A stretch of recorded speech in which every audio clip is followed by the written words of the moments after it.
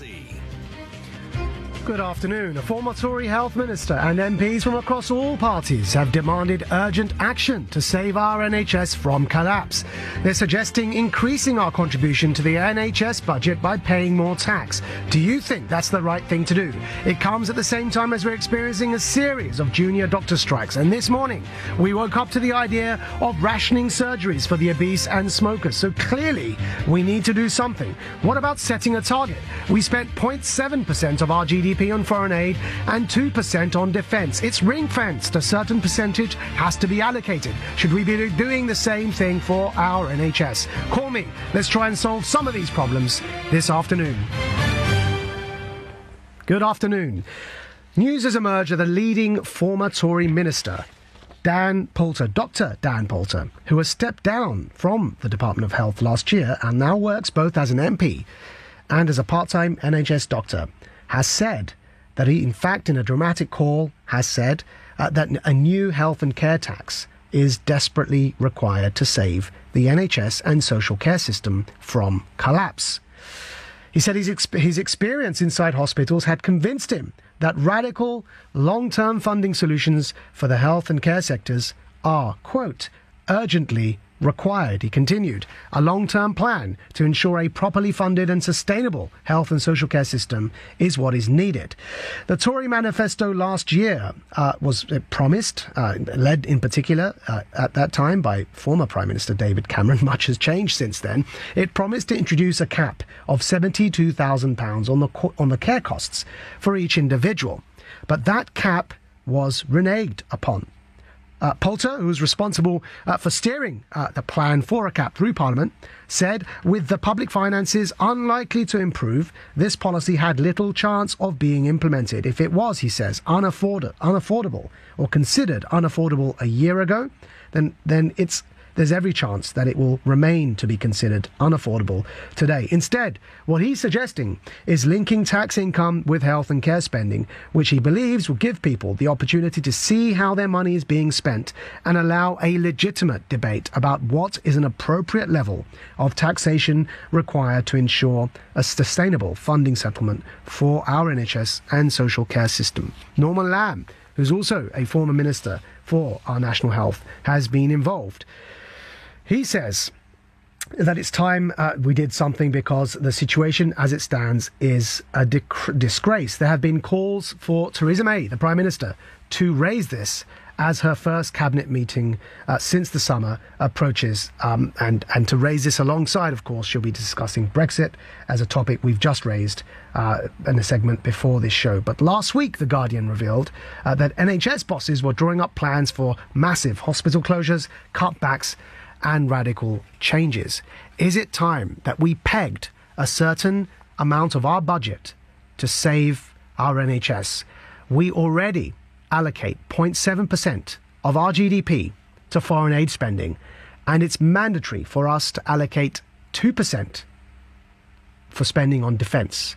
Is it time that we did the same thing for the NHS to save the NHS? Would you be prepared to pay more tax to have a better experience with our health service? I personally, I'll tell you now, I would be prepared to pay more on my own national insurance contributions if it meant saving what is, I believe, a globally recognised institution of excellence. It's a matter of national pride. People from all over the world look to our NHS as a bastion, as a symbol of partly what it means to be British, but also, as it stands on its own, a symbol of excellent healthcare. Dr. Bob Gill. Dr. Bob, good afternoon.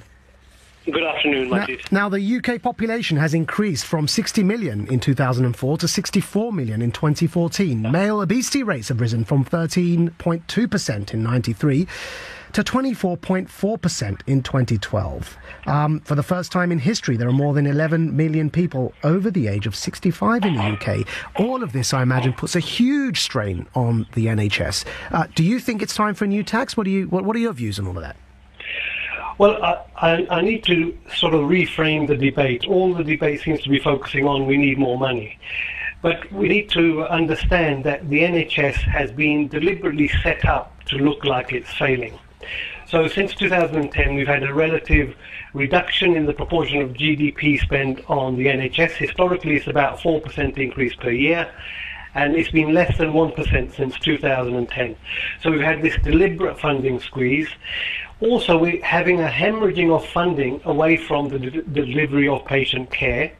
So money is going to source private finance initiative debts on hospitals, and money is going into a bloated bureaucracy which is forced into the NHS in preparation for full privatisation and the conversion to an insurance system. And unfortunately, this has gone on over the last 2 decades. Successive governments. Do you think that's going to happen, Bob? Do you think that is genuinely the plan, to convert us to a full private system? That is genuinely the plan. We had the Health and Social Care Act 2012, which took away the Secretary of State's responsibility to provide health, effectively abolishing the NHS. Most people don't know this. He also set up CCGs, clinical commissioning groups, which are actually a transitional phase to the insurance system.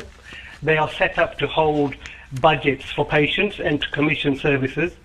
Now, already behind the scenes, companies like United Health, which is a big private insurer in America, have set themselves up to be providing commissioning support. This is all going on behind the scenes, and the public don't know. So specifically, do you think, look, there's a 30 billion funding gap, right? So by 2020 to 2021, that's the projected funding gap we're expecting here. What can we do to make sure that the NHS doesn't collapse financially? Well, there's no funding gap. There's a decision by government to restrict funding. This is not a funding gap. This is a deliberate political policy. But that's how much we're going to be missing, though, in the budget, aren't we? That's how much the government are choosing to hold back. So it's a different question.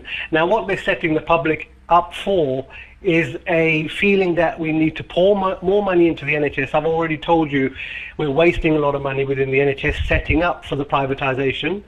Once you start to introduce charges, well, you've got 2 ways for paying for it. Either you pay out of pocket or you take up a top-up insurance policy. We know from evidence around the world that as soon as you introduce patient charges, you delay people seeking help and you affect the poorest and the sickest most.